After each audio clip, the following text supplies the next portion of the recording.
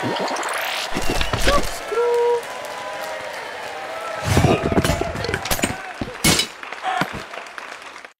guys, it's Avondale and welcome back to Behind the Walls, where I take you behind the walls in the Noxcrew game show. I'd like to remind you again, like I do every time, that if you haven't seen the episode yet, make sure to click on that link up there somewhere and watch the episode so we don't spoil it for you. So yeah, today I'm going to talk about Pyramid. My special guests today I have two of them. I have Niall all the way from Australia. Hey guys, how's it going? And I have Epic Landlord all the way from the UK. Hey everybody. And somehow we somehow we all found a time to get on and record together. Isn't it marvelous? 10 seconds into the recording, quite... 10 seconds into the recording. Really quite fantastic. Okay, so yeah, we're really spaced around the globe today, aren't we? We really are. We were just speaking of being spaced out around the globe. Look at how spaced out our decoration is in the lobby here. Really is fantastic though. There's a bulldozer, of course. You want to go check out the bulldozer? Oh, yeah. I totally want to go ride the bulldozer. Hang on. I didn't even realise that this yeah. pyramids and bulldozers. Wait, turn it on. Oh, there we go. Oh, it's fantastic. The vibrations are tingly. Oh wow, let's keep it PG. Over here we have a legit pyramid, which we'll use in a second to explain the game. What do we have over here? This is my favorite part, I think. Deathbed, like a sunbed, but deadly. Deathbed 2, like number 1, but 2. Of course. We actually, none of us saw this until about 5 minutes ago, and yeah. we're guessing Skyo did it. What do we have over here, as if I just haven't already planned to come over here and look at it? We're guessing Skyo did it, so props to her for that one. Well, hey, why don't you guys play the totally legit pyramid here? Go on. Okay, Landlord, you be the caller. Actually, no, I'll be the caller this time. Yellow, Ready? green. Yellow, green. Yellow, green. But hang on. Yellow, green. I'm not sure which one it is. Yellow. Okay. Yeah, well, you got it.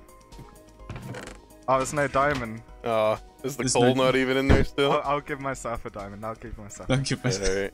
There we go. I've got a diamond. What's the next one? What's the next one? Blue, red. But all I see is red, blue.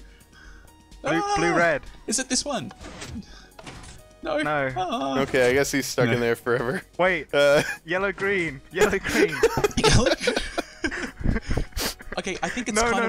Blue, red. It's like blue, red. It's like a cerulean and a coral. Is that what you're going for there, or are you looking more for like an aquamarine? Okay. Yes. Hey, made it out. There we go. I got diamond there. There you go. The Noxcrew. In this hand, I have the diamonds of the gray team. In this hand, I have the diamonds of the blue team. That was the best joke of the episode. What's in your third hand? I have a fake diamond. Right. No. Anyways, so this pyramid that you guys just played, I'm sure was modeled after the original pyramid, right, Landlord? Yeah. It's about the same size. So tell us a little bit about how Pyramid came to be, because you built that game, what, about 3 years ago?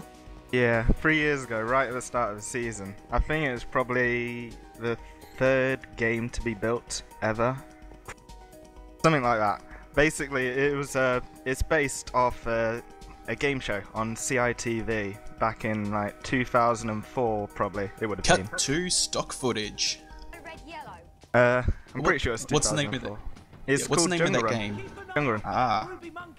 It's a kids game show. People would just... It's sort of similar to the game show that we have now. It was more focused on collecting statues. So that's why you're collecting diamonds in here. But in the show, every game you were collecting statues in some way. And then you just have to collect them and give you more time at the end for the final game. But yeah, Pyramid. Pyramid was based off that game. And like this, it had doors. It had 2 people at the top. Someone would go into the pyramid and they'd Should we go in? Yeah, let's do it. Go in. Yeah, so like in the show, they'd have the top bit here, which was just like the top of the pyramid on the outside, and they would have these sort of pressure plate-esque things on the floor, and they would have like 3 colours. It was I'm pretty sure it's just red and yellow in theirs, but they'd like call like red, yellow, yellow, or yellow, red, yellow, and then that would open like the door in the thing. So it's literally pretty much exactly the same. However, we reduced I did see one an of the episode colours, where it was like and we've symbols instead of colours. Yeah. Oh yeah, no, they did go to symbols. That was like later on, but initially, yeah, it was the 3 colours. Yeah. Well, It's do you great. want to like in give the, us a... in the show, it's great. Like that's like my favourite bit of the show. Always people would get really like freaked out that they wouldn't be able to get out in time. It's just really a good idea. Blue yellow. Blue yellow. People just screaming for the colours and then getting it wrong. No, getting them in the wrong landlord. order. Blue yellow. Blue yellow, landlord. Blue yellow. Yellow blue. Oh no. I can't see it. There it is. Sorry. Probably should. Oh, fantastic. All right, just leave him there. So I came out here. I busted a hole through the top if you want to come out. But I was just sort of looking at this and looking at how good this game ended up looking. Especially comparing it. The original one was, in hindsight, was a little bit underwhelming, and when we tried to... Well, most of the games in the first episode were like that. Yeah, absolutely. We did reuse a lot of the old ones because they were classics. You know, those are the games that people were introduced to the Noxcrew Game Show through, and so when we redid them, we wanted to make sure we kept the original feel, but sort of introduced a new flair to it so that it seemed a little bit more nice to look at, I guess. Yeah, so let's talk about a couple of things that we did change up from the old episode. First of all, you'll notice that this is an addition that I did because, of course, I have to brag about the things that I did. I moved all of the coloured doors actually to the outer wall here with the intention of making it much easier for the viewer to figure out which doors they're trying to look at. Because if you notice, some of the doors, especially like down here at the bottom, if I take away like the green-blue, it's pretty difficult to see what colour those doors are. Yeah, essentially impossible from the camera because the camera tries to mirror the player when they're running through here, and there's just absolutely no way that you would be able to see what doors they were at all the time, especially when they do a fast cut back to the control room and then back down here. Yeah, absolutely. Like it's difficult enough for the viewer to track what's going on a lot of time in the game show. Any little visual cues that we can give to the actual audience is huge. And we do think about it's bigger, I think, is the next thing, which is good because it means that you can actually get a longer game out of it. But something else that I think a lot of people don't really take for granted, but once you get out of the first door, the first door is designed to be a kind of a Turing mechanic. Like, can you figure out the basic premise of the game? If so, welcome to the game. But straight away, you're given 2 different options about which way you can go. It's funny, like, everyone seems to go the same way. Like, no matter what, human behavior kind of dictates that everyone runs over this way, and then because they've come towards this chest, they go through that. I think they go through that door? I don't know. But yeah, the old pyramid didn't actually have like this split option straight away. It was like you had to go through a few doors before you had any options, and that didn't really make for great like dynamic gameplay. Yeah, and it was really interesting too because it was a 1.5-minute time limit, right? And it was such a smaller map. Martin managed to get locked in there in 1.5 minutes, and it wasn't necessarily because he wanted to find more diamonds. He was just completely lost. Gonna get out? I don't think so, Scott. Oh God! Oh God! He's gone for the same just 3 times now, John.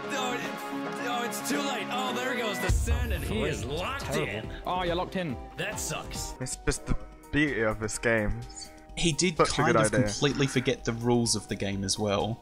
Right. Although it's interesting, actually. It's interesting because Landlord, like when you did the original game, you were doing timekeeping for it, weren't you?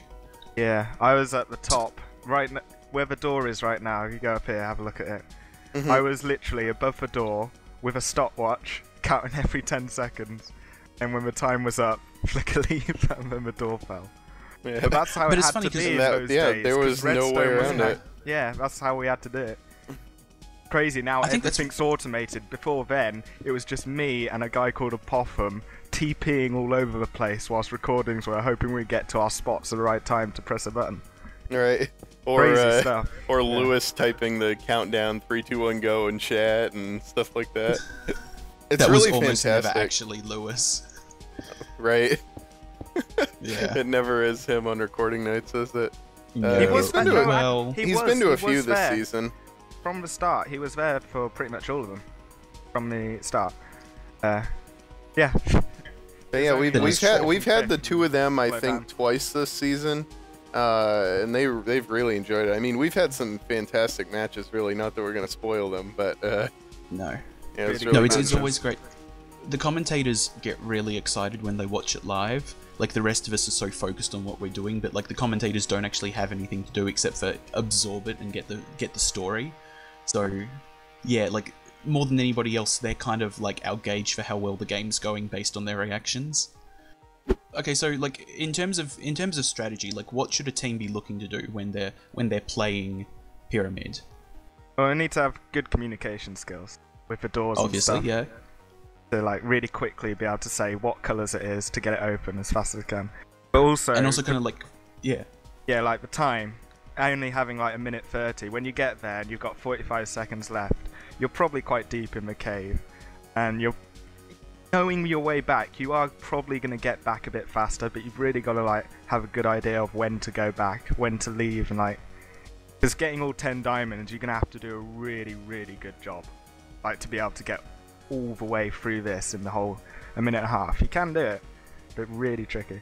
Yeah, we actually extended it to 2 minutes because we made the pyramid so much bigger as well.